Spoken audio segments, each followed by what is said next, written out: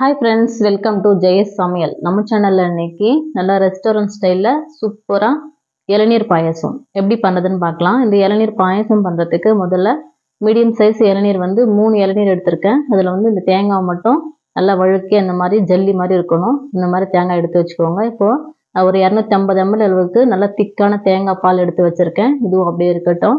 இப்போ அடுத்து வந்து நான் ஒரு 700 ml பாலை அடுப்புல வச்சு நல்லா கொதிக்க வச்சிருக்கேன். நல்லா அந்த திக்கா சுண்டி க்ரீம் மாதிரி வரணும் பால். அது வரைக்கும் நல்லா கொதிக்க வைக்கணும். இது ஏற்கனவே ஒரு 3/4 அளவுக்கு நல்லா கொதிச்சிருக்கு. இந்த ஸ்டேஜில் நம்ம இதில் சர்க்கரை சேர்த்துக்கலாம். சர்க்கரை வந்து ஒரு 3 டேபிள் ஸ்பூன் அளவுக்கு சர்க்கரை சேர்த்தா போதும். இளநீர் பாயசத்துக்கு வந்து ரொம்ப சர்க்கரை தேவைப்படாது. அந்த இளநீரில் இருக்கிற ஸ்வீட்டும் பால் எல்லாமே சேர்ந்து கொஞ்சம் ஸ்வீட்னஸாக இருக்கும். கொஞ்சமாக சர்க்கரை சேர்த்தா போதும். சர்க்கரை சேர்த்துட்டு ஒரு 10 நிமிஷம் கைவிடாமல் அப்படியே கலந்து விடுங்க.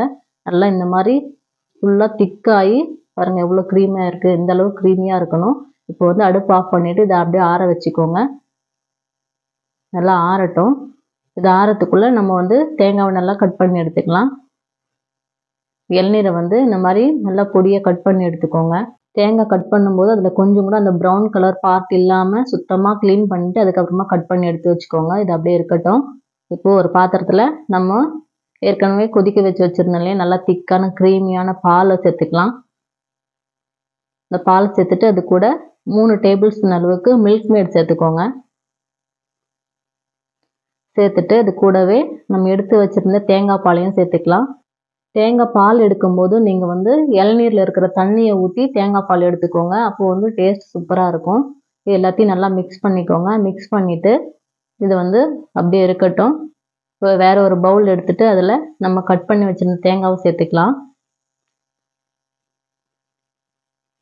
சேர்த்துட்டு இது கூட நம்ம மிக்ஸ் பண்ணி வச்சுருந்த இந்த மில்க் மேடு தேங்காய் பால் எல்லாமே சேர்ந்து கலந்து வச்சுருக்கோங்க. அதை வந்து ஃபில்டர் பண்ணிக்கோங்க. ஃபில்டர் பண்ணும்போது அந்த பாலில் இருக்கிற திரியாக அந்த பால் ஆடெல்லாம் வந்து நல்லா ஃபில்டர் ஆகிடும்.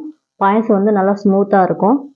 அதே மாதிரி இந்த இளநீர் பாயசம் வந்து இளநீரை வந்து கட் பண்ணி ஃப்ரெஷ்ஷாக இருக்கும் போதே நீங்கள் இளநீர் பாயசம் செஞ்சிடணும். ரொம்ப நேரம் ஃப்ரிட்ஜில் வச்சோ இல்லை வெயிட் பண்ணி செய்யும்போது உங்களுக்கு வந்து டேஸ்ட் மாறிடும். அதனால் நீங்கள் இளநீர் வந்து நல்லா ஃப்ரெஷ்ஷாக இருக்கும் போதே இந்த பாயசம் செஞ்சுக்கோங்க. இப்போ இது எல்லாத்தையும் நல்லா மிக்ஸ் பண்ணிக்கலாம். மிக்ஸ் பண்ணிவிட்டு இதில் ஒரு பிஞ்ச் அளவுக்கு மட்டும் கொஞ்சமாக ஏலக்காய் பொடி சேர்த்துக்கோங்க. ஏலக்காய் பொடி போட்டதை வந்து நான் வீடியோ எடுக்க மறந்துட்டேன். ஒரு பிஞ்ச் அளவுக்கு மட்டும் ஏலக்காய் பொடி சேர்த்துட்டு எல்லாத்தையும் நல்லா மிக்ஸ் பண்ணிவிட்டு இது ஒரு 2 மணி நேரம் நல்லா ஃப்ரிட்ஜில் வச்சு நல்லா சில்லுன்னு சர்வ் பண்ணுங்கள். நல்லா சூப்பராக ரெஸ்டாரண்ட் ஸ்டைலில் இளநீர் பாயசம் நல்லா க்ரீமியாக செம்மையாக இருக்கும். சர்வ் பண்ணும்போது மேலே கொஞ்சமாக பாதாம் முந்திரி பிஸ்தா எல்லாத்தையும் கட் பண்ணி போட்டு சர்வ் பண்ணிக்கோங்க. அவ்வளோதான், சூப்பரான இளநீர் பாயசம் தயாராகிடுச்சு. இதே மாதிரி நீங்களும் ட்ரை பண்ணி பாருங்கள். இந்த வீடியோ உங்களுக்கு பிடிச்சிருந்துச்சுன்னா லைக் பண்ணுங்கள், ஷேர் பண்ணுங்கள், கமெண்ட் பண்ணுங்கள், மறக்காமல் சப்ஸ்கிரைப் பண்ணுங்கள்.